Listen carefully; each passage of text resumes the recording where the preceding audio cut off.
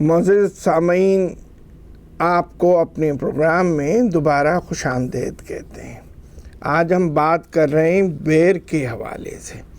میں نے آپ کو بتایا بیر کی لکڑی کا برادہ کر کے اگر بہتے ہوئے خون پہ لگایا جائے تو بہتا ہوا خون بند ہو جاتا ہے۔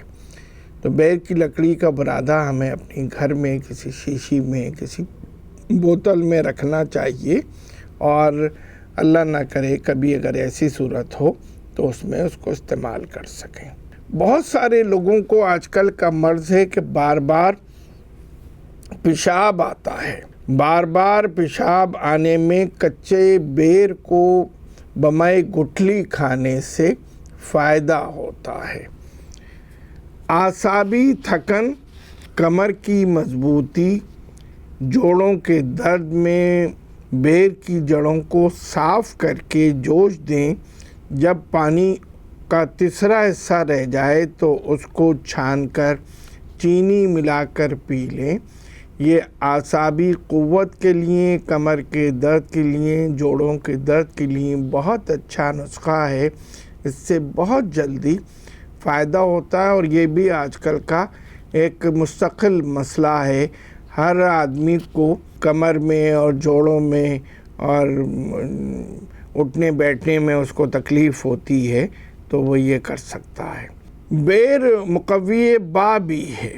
اس کے لیے 7 دن تک روزانہ کچھ چند دانے بیر کے استعمال کیے جائیں تو قوت با میں اضافہ ہوتا ہے۔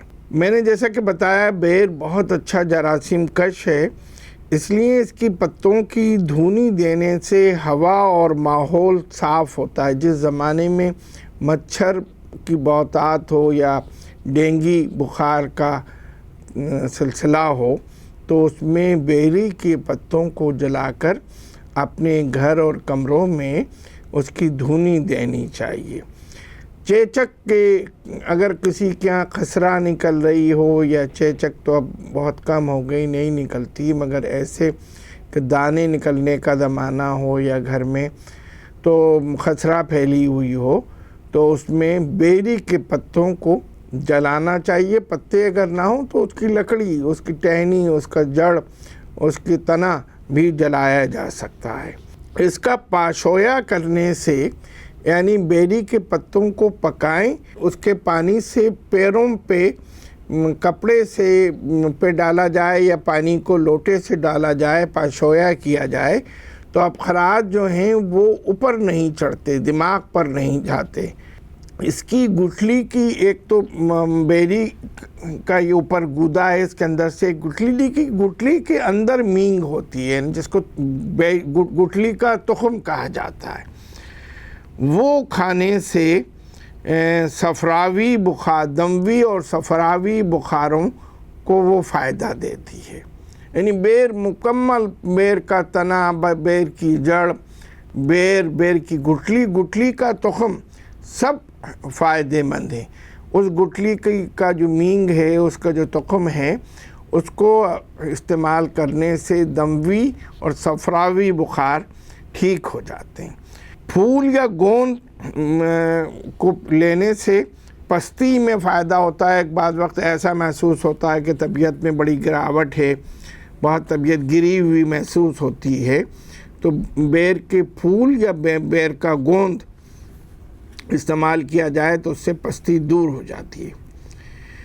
بیر کھانے سے بڑی ہوئی تلی اور ایک استسقاء کی کیفیت ہوتی ہے، پیٹ میں پانی بھر جاتا ہے، تو بیر کھانے سے وہ پانی اور استسقاء کی کیفیت جو ہے، پیٹ کا پھولنا، پیٹ کے پانی کا بھی اخراج ہو جاتا ہے، اور یہ اس میں فائدہ کرتا ہے۔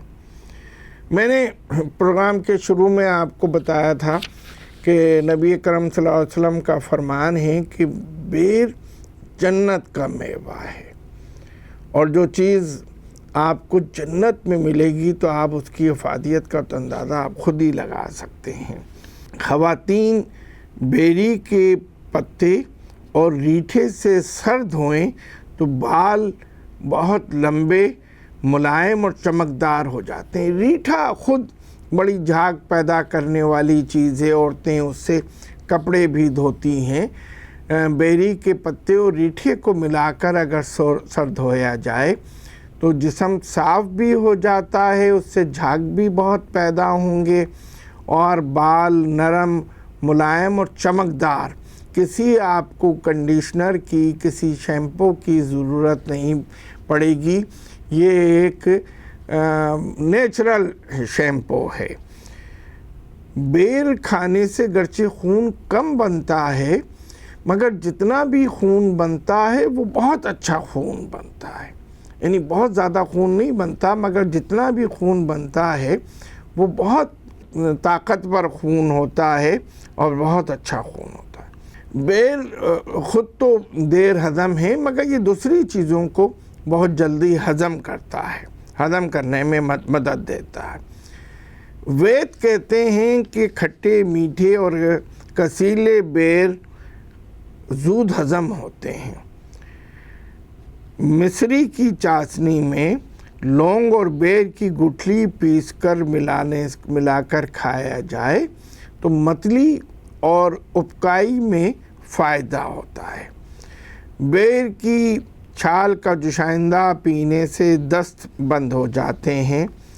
منہ کی چھالوں کے لیے بیر کی چھالوں کا جوشاندہ سے کلیاں کی جائیں۔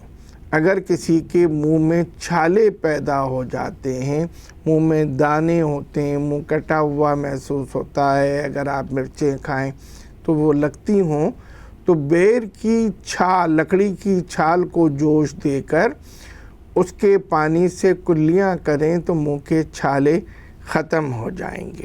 بیر کی کونپلوں کو پیس کر دہی میں ملا کر جلے ہوئے زخم پر لگائیں۔ زخم کی بہت ساری نوعیتیں ہوتی ہیں، زخم کٹ جاتا ہے، بہت سارے زخم جلنے سے ہوتے ہیں، کسی وجہ سے جسم کا حصہ جل گیا، وہاں پر بیر کی کونپلوں کو پیس کر دہی میں ملا کر اس زخم پر لگائیں تو وہ زخم بہت جلدی ٹھیک ہو جاتے ہیں۔ بیر کی گٹھلی پیس کر ٹوٹی ہوئی ہڈی کے مقام پر لگانے سے درد ختم ہو جاتا ہے۔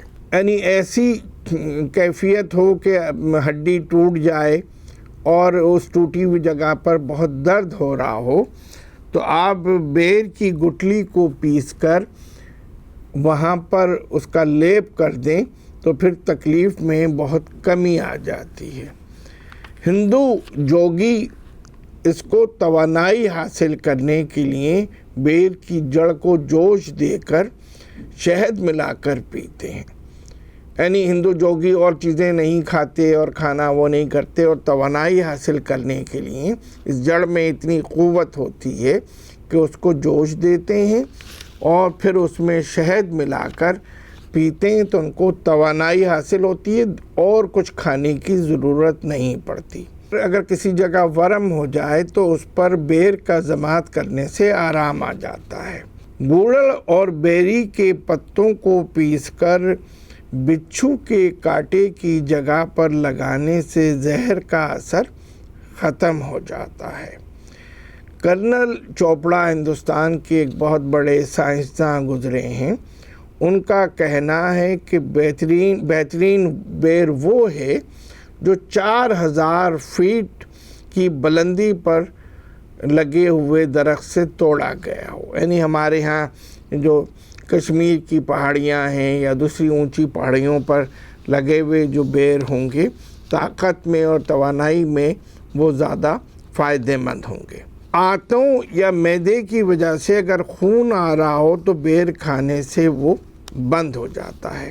بیر کا تعلق عناب کے خاندان سے ہے۔ ایک عناب آپ نے بہت سنا ہوگا، شربت عناب، مصفی خون ایک دوا ہے، تو اس کا تعلق جو ہے وہ اسی، اور عناب کی شکل کا بھی ہوتا ہے۔ عناب اور بیر ایک ہی شکل کے ہوتے ہیں۔ بیر کا تعلق عناب کے خاندان سے ہے۔ بیر میں کیلشیم بھی ہوتا ہے، اس لیے یہ ہڈیوں کی نشو و نما بہت اچھی طرح کرتا ہے۔ بچوں کے لیے تو میں نے آپ کو پہلے بھی بتایا کہ بچوں کے پیٹ کی کیڑی بھی یہ ختم کرتا ہے، اور آپ بچوں کو کھلائیں گے تو اس میں کیلشیم ہوتا ہے اور بچوں کو ابتدائی عمر میں جب بڑھوتری کی عمر ہو، جب وہ جوان ہو رہے ہوں، تو ان کی نشو و نما کے لیے، ہڈیوں کی مضبوطی کے لیے کیلشیم کی ضرورت ہوتی ہے، اور بچوں کو بیر کھلایا جائے تو بیر بہت فائدہ کرتا ہے۔ جو لوگ نیند میں ڈر جاتے ہیں ان کو بیری کا رس پلانا چاہیے۔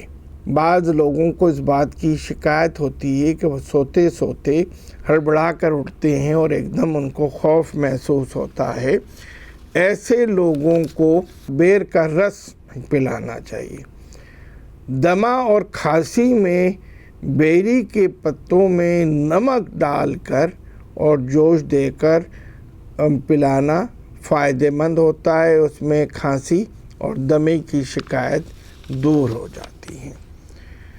معزز سامعین، بیر کے اوپر اور بہت ساری بات کی جا سکتی ہے، بیر کے فائدے بے شمار ہیں، بلکہ ہمارے ہاں اللہ تعالیٰ نے ہر موسم کے لحاظ سے پھل پیدا کیے ہیں، اور موسم سرما کے آخری زمانے میں بیر آتا ہے، اور اس کو ہم بہت حقیر سا، بعض لوگ اس کو پھلوں کی فہرست میں شمار نہیں کرتے اور اس کا اس طرح استعمال نہیں کرتے کہ جس طرح کرنا چاہیے یا جس طرح دوسرے پھل کھاتے ہیں۔ ہمیں بیر کے بے شمار فائدے ہیں، بہت افادیت والا یہ پھل ہے، اس کو اسی طریقے سے استعمال کرنا چاہیے، اور خصوصاً اپنے بچوں کو، اور جو کچھ بھی ہم کھائیں ہمیں اس کی افادیت کے بارے میں پتہ ہونا چاہیے۔ جب ہمیں اس کی افادیت کے بارے میں پتہ ہوگا، اور یہ پروگرام ہم کر بھی اسی لیے رہیں کہ آپ اپنی روزمرہ کی زندگی میں جو کچھ استعمال کر رہے ہیں وہ اس کے فائدے آپ کو پتہ ہوں۔ ہم برکاتی کی باتوں میں ہر ہفتے کسی نہ کسی آپ کی غذا کے حوالے سے، کسی پھل، کسی اناج، کسی سبزی کے حوالے سے گفتگو کرتے ہیں۔ آج ہم نے بیر کی افادیت پر بات کی ہے۔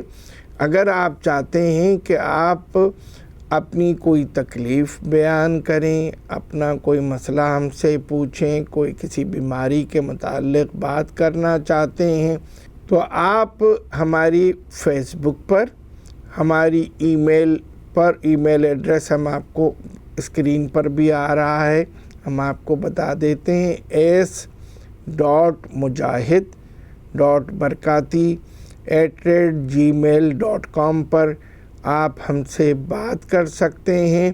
آپ ہمیں سیل فون پر فون بھی کر سکتے ہیں، 0321-687-6260۔ ہمارے فون نمبر بھی اسکرین پر آ رہے ہیں، آپ ہم سے اپنا مسئلہ بھی پوچھ سکتے ہیں، اور ہم کوشش کریں گے کہ آپ کے سوالوں کے جواب اسی پروگرام میں دیں، اور کوئی سوال اگر اس پروگرام میں شامل نہیں کیا جا سکتا تو بذریعہ ای میل یا بذریعہ سیل فون ہم آپ کو اس کا جواب دیں گے۔